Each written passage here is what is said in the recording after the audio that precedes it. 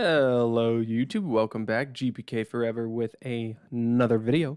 In this video, we are going to be talking about how to get the most out of your money.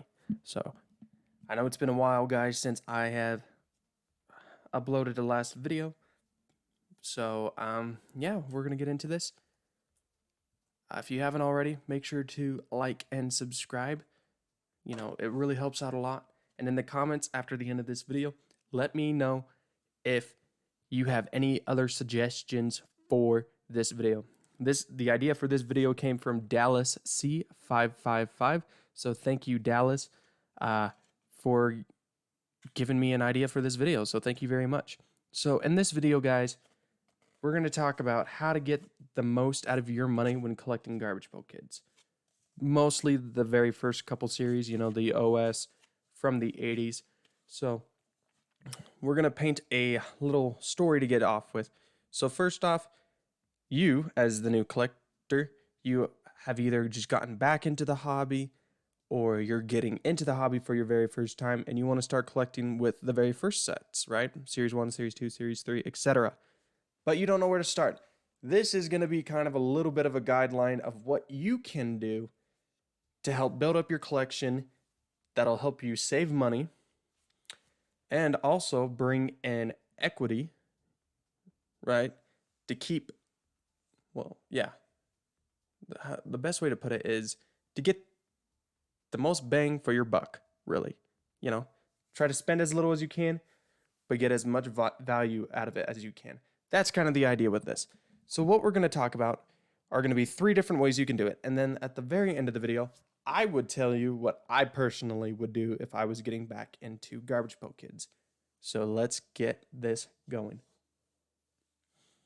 So our first way, so we're going to go from, you know, the least expensive way to the more expensive way to do it. So this first way is going to be buy single cards, right? And this can go for either way. If you're going to grade them, right? If you like to grade slabs, you know, like me personally, I like to have my cards graded. Or if you're more of a binder person, right? You don't like slabs, you don't like grading your cards, but you like to have nice cards for your binders. Both groups can do this. So with this, Series 1 cards will run about $15-ish, give or take, on average. But depending on character like Atom Bomb, Nasty Nick, and some more of the exclusive characters, you are going to have to pay up a bigger price on those. But outside that $15-ish, that's not a bad deal, right? That does mean if you do go the grading route, you do have to pay the grading submission, whether it's $20, right? Or unless you wait for a special, which usually happens about once a year. So you'd have to hold on to them once a year, and it might take up to 3 months till you get them back, if not longer, depending on how busy they are. So that I would say is the least expensive way you can do that. I have done that a little bit. I did it with a couple cards and things like that. So it can be done. I have gotten 9s from the cards I have bought off of eBay. The only issue with that is you're going to have to kind of trust the seller, you know? You're going to want to examine the photos of the cards, read the descriptions, right? And you're going to have to really look at it and kind of take the little bit of a gamble with it, right? You know what, worst comes to worst, if it's not that great of a card, you know, worth sending in, it's okay. It's still a pretty good card. You didn't put too much money into that, right? So that's kind of the bad side if you're doing the grading side, but if you're doing binder side, still it's good. So for that, OS2 would be about $5, give or take. So either way, you can do it and build your set pretty well. So that would be the first way. I would do it if you're on a really tight budget. You could definitely do it that way. And, you know, if you grade it, you buy it for 15, grade it for 15 or whatever the special was, and you get a 10 out of it, great. You just killed it. You made so much money in that value of that card. So good job. So next we're going to talk about the second way, which is probably the more common way to do it now, especially with how much packs have gone up and things like that. And that would be to buy the graded cards, right? If you do it this way, and this is only for those who are gonna want to build a graded set, right? Not for those who have a binder. So those who want to learn how to build the third way of building a set with, putting it in a binder, feel free to skip forward in this video a little bit and go check that out. But no, for the graders, you are going to want to stick on this one. So what you can do is pretty common. You just go on eBay, look it up. You're going to just want to keep an eye on the cards that you need for your set. So with this, I should have mentioned this earlier, but with this, what I recommend is either doing a spreadsheet or doing something so that every time you get a card you have, you can literally cross that off, delete that row, whatever it is, so you do not double up, right? Guys, let's be honest. For those who have collected, whether it's Pokemon, Magic, Yu-Gi-Oh, basketball, or whatever, isn't it the worst when you're trying to complete a set and you think you don't have a card, you buy it, and then you realize you already have 2? Or you're like me and you accidentally buy 4 copies of one card. I was building Pokemon base set. I bought 4 copies of Staryu. So now I have 4 copies, but you know what? It doesn't really bother me. I really love base set. So for me, that was great. But maybe for someone who just is like, I just want one of each, well, now you've got 3 extra cards. So I would definitely just kind of watch what you're picking up. Stay organized is definitely going to be really, really key here. But the pro with this is it's already graded. You don't have to pay a fee for grading or anything like that, shipping, anything like that. You do have to pay shipping on, say, eBay, that you purchase it, right, which is the most common place. Facebook, whatnot, or any other websites like that. You will have to pay shipping and any of those website fees. But outside that, you already know what grade it is. Say it's an 8, 9, or 10. Typically with eBay, you can do pretty well and negotiate prices with the seller. And if possible, I would try to, keep to only a handful of sellers, because in that way you can buy them in groups, right? Say one seller you buy 6 cards, the next guy you buy 5 or even 3, right? It'll help on shipping and things like that, and then you're not having to worry being like, all right, I've got 16 different packages coming in from 16 different people, right? To where it's like every day you're getting a package, or well, this package is still out there, it's not going to be here for a month or whatever. And that way it just kind of keeps everything nice together and things like that. And typically, if you are willing to buy multiple cards off of an eBay seller, they are willing to give you a discount on some of those other cards typically. I know I do that with my cards. I know Mr. D does that, and some other people as well kind of do that. So that's kind of a plus. The only downside is that if it's a rare card grade you're looking for, typically, when you start collecting and things like that for the grade, you're going to realize that there's going to be some grade or some cards that are going to have a very low grade pop in that grade range you're looking for. So when you do see that, you're going to want to jump on that immediately, because you don't want to lose that card to another collector who's doing the same thing as you and then having to wait till the next one shows up. The set Mr. D has, I know he spent about a year and a half trying to pick up 6 cards he needed for his second set. 6 cards. That's all he needed. And it was Drippy Dan, I believe, that took the longest. And he took the full 6 months just looking for that card. And as soon as he saw it, he just bought it immediately, knowing, doing the research on PSA, which you can do. You don't have to be a member for that. You can just hop on and just do pop reports and things like that. It'll show you the populations of the card and grade. So I would definitely consider that as well when buying that. So then you can kind of prioritize what characters, are going to be very low pop, and try to remember to keep an eye out for those ones specifically. So Series 1 cards, at a PSA 8, I believe these were mats. I saw a lot of them recently go off for about $50 ish a piece. So that's really not too much more than just buying it and then grading it. You're only paying an extra $20 ish. That doesn't include other like fees like shipping or things like that, like taxes. But depending on your state.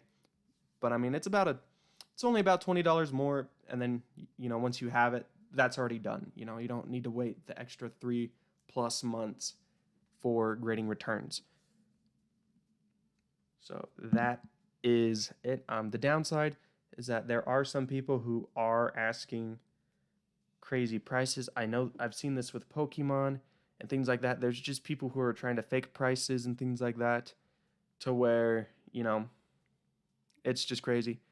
On eBay, look at the seller's reviews, feedbacks. That's what I've got to say. When buying graded cards, look at the seller's feedback and things like that. That's the biggest thing to look for. If they're asking like 20,000 for an 8, which is crazy, but I mean, there's probably people who are going to try to do that, and they only have 2 feedbacks, I'd pass. But if they're asking a reasonable price and they have a lot of feedback, a lot of positive reviews, you're good, right? So those are some tips I would give on buying graded cards from eBay. All right, guys. So people who are building for binders, welcome back. In this part, we're going to talk about the third way to do this. Right, the third way you can build a set is to buy and open packs, right? Yeah. The reason I have this as the most expensive, because if you're doing Series 1, those packs are around $200-ish on the cheaper side. They have had records of selling up to $350. So that's a lot. And you have to remember, you're only getting 5 cards a pack, 2 of which should most likely be damaged. Your very first card with the gum stain and the last card with the wax stain. So it depends vary on the severity of the damage depending on where the card was kept. If it was kept in a hot, humid area, those cards are going to be terrible, right? What you want are dry and hot climates, kind of kept the gum from sticking to it. So if you do buy packs, shake it a little bit. If you can hear the gum move, the cards will have minor damage. But if you can't hear that move, you're gonna have a hard time with those cards. So that's something you want to be careful for. And with that, for those who are going to grade, remember, you're going to open this up, so you're going to spend $300 there. You're going to have 3 cards that you will probably grade, things like that. And then, because the other 2 are going to have those gum or wax damage, if not all the cards can. That has happened before. I was opening a 5th series pack. All 5 cards were all damaged from the gum because it was kept in a hot and humid environment. The gum just ate through all the cards. So unfortunately, that is a real possibility. So you need to really consider that, under consideration. You can get that. But at the same time, not just that. The cards might be off-centered. The corners could be damaged because the pack was dropped. The edges of the card will have that little fray, is what I call it, the little fray, because it was cut with a dull edge or a dull blade when they were cutting it. So the blade didn't really cut through it. That's going to kill your grade. So that's something else you're going to want to watch out for. Is there's a lot more going against you when you buy packs, open them, and grade them, or whatever the case may be, because you have to remember, right now, they're almost 40 years old. We're about to hit 40 years of Garbage Pail Kids. We just had 35th anniversary not too long ago. We're getting closer to 40 years. So trying to keep that in mind, we're really only 2 years away from 40 years. So you're going to have to remember, these packs, they were made a long time ago with poor quality, because you only paid 25 cents a piece.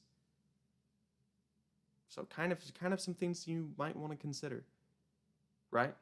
So, and there's definitely a lot more into this, but this is a pretty general overview. If you're doing OS Series 2, this one won't be as bad because packs are about $50 a piece, but that's still $50 versus, $50 you get 5 cards with the possibility of them all being damaged or just 2 or whatever the case is versus buying it graded or buying singles, right? And you have to remember this. Another reason why I put this as more expensive is you will most likely buy a resealed pack. Since trading cards blew up in 2020, resealed product has soared through the roof. Whether it's Pokemon, Garbage Pail Kids, Yu-Gi-Oh, and Magic. I mean, guys, we've had it here on my channel at GPK Forever. I do have a video where we cracked open a resealed pack that has been graded, which, on top of that, we are going to be, I am going to do part 2 on that because you guys have been asking for that, so that will be coming out. But that happens. There's just so much of it now that, it's going to be, and the guys who are resealing it, they're just going to get better. They're going to get better at it. So it's going to be harder to tell if it's resealed or not. So that's why, I kind of put the packs as the highest because there is a really high chance that, this $300 pack you buy is completely resealed and it might not even have OS cards. The resealed pack Mr. D got luckily had OS. You might have, Series 5 or like Series 6, 7 cards that are completely played, damaged, bent, thrown in there. So, something to consider when doing this. I know not everyone wants to hear, this being an issue, but unfortunately it happens. It happens, right? We can't really do that as a community. The only people who can stop, with these fake packs are the ones who are making them. But they make them for the money. So, unfortunately, that's just the way things are. And it's just going to get worse, because the more legit packs, whatever's out there is whatever's out there. You've got to remember that. There's a limited quantity now. And, you have to remember there might be, someone who's buying them and just opening them, right? So a percentage of those are probably going to be resealed, but a percentage of those are probably going to be legit packs. So every year it's going to decrease. So eventually, at some point, it's going to be very hard to find sealed packs. So that's the third way. There is a fourth option that I'm not really going to talk too much about just because it was very common years and years ago, but nowadays it's not very common. The fourth way you can build your set is to go and buy a complete set, whether it's a complete binder or a complete graded set. First off, whether it's the binder or the graded set, it's going to be expensive. They put a lot of time and effort into getting all those cards. They're going to ask top dollar for that set because they did all the work for you. They did all the work, and whether it was grading them or buying them or, putting the set together, they're going to ask as much as they can for that. The good side is one purchase and you have what you want, right? Another con is no one really sells like that anymore, especially graded. And especially if it's OS, they know they can get more money breaking up the set and selling the cards individually than selling them together, right? It's just how the way works. So that is the fourth way you could do it, but not really because, that sort of thing happens only once every so many years. I don't know when the last time I saw an OS set, completed Series 1 or 2 or it was on the market, at least when I was looking for them. So now I will tell you what I would do. So personally, since I am more of a grading guy, I would go with buying just the graded slabs because first off, I'm going to be guaranteed that grade. I already know that it's, graded for. I don't have to wait for it. And it'll allow me to build my set faster. If I was building a binder, I would definitely go with the first option because you can buy, a lot of cards in a lot. And with a binder, I personally wouldn't worry too much about the the condition of the card as long as it looks pretty good. You know, whether there's a gum stain on the back or wax stain or whatever, because it's like it's gonna go into my binder, right? I'm not purchasing this to get it graded. So I mean, yeah, if a corner's bent, if there are scratches on it or whatever the case is, it has a little of that fray that I had mentioned. That's cool. It's just going into my binder for me, my personal collection, right? With grading, you're gonna want to get the best looking cards you can to get that high grade, right? Because you're putting a lot of money into this. You might as well try to get the highest grade you possibly can. So now we're gonna quickly talk about where you can go to purchase these items. So first off, I would recommend eBay. Hands down, eBay. Just it's been around a lot longer and there's just a lot more sellers on there, so it might be a bit easier to find cards and things like that. So you could definitely go there. Um, that's how Mr. D built both of his sets. You know, with cards he was missing or straight from scratch was through eBay. So I would definitely recommend looking there. What you can also do is if you join any Facebook groups, anything like that, you can definitely look there. I don't know. I haven't been a part of a Facebook group ugh, since like 2019, I think. So I don't know what they currently look like or anything like that. If they allow sales or anything like that. So you can look into that. That is another possibility. The third way I would recommend is through Whatnot. The only the only reason I kind of hesitate on that is because there's not very many sellers on Whatnot. I believe there's only like 20-ish Garbage Pail Kid related sellers and things like that of people who do constantly sell Garbage Pail Kids on Whatnot. I'm not sure of what everyone sells on Whatnot. I don't mostly hop into shows on Whatnot or anything like that, but you can definitely go there if you're just looking for, you know, I know people sell packs on there. There were some slabs. I know someone sold and things like that. And typically, sellers on Whatnot are willing to help out if you're looking stuff for sets, looking for like a specific card in a set and things like that. I've done that a couple times where people have asked for a specific card and I've happened to have it, so I hurried and threw it on so that they could pick it up. Um, what's nice is that Whatnot's only $4 for your shipping and then an extra, I think like 25 cents or whatever per extra item, so it's not bad. And I mean, your seller has only so many days to ship it out. So it's not like, hey, I bought this 2 weeks ago. It's not shipped. What's going on? Sort of a deal. No, that stuff doesn't happen. If it gets damaged or things like that, Whatnot's got you covered. And not everyone can be a seller on Whatnot. They're very selective of who can and who can't sell on Whatnot. So definitely another pretty good platform I would recommend looking on. And there's also going to be other platforms as well to where you can find cards, but I think those would be the best three. eBay, it's got a large marketplace, pretty good way to find it. Facebook, the community could probably help out with that as well. They might have Series 1 that they're selling. Not 100% sure about that. That one's a little iffy. Whatnot, because, I mean, me personally, and I know as well as, Biz, Slag and Pops, Orlando Breaks, right? Just to name some of the Garbage Pail Kids sellers, they definitely will be willing to help you out if they have those cards for sale and things like that. And you can reach out to them and they can try to, put you in the right direction, right? Point you in the right direction or send you to somebody who they know has this product. So, that's kind of my thought there and things like that. So, and again, guys, I say this I've been saying this a lot more on Whatnot and things like that, but when you're building a set, you're looking for cards, do your own research, right? See if it's the best price on the market. Look at the reviews of the seller, right?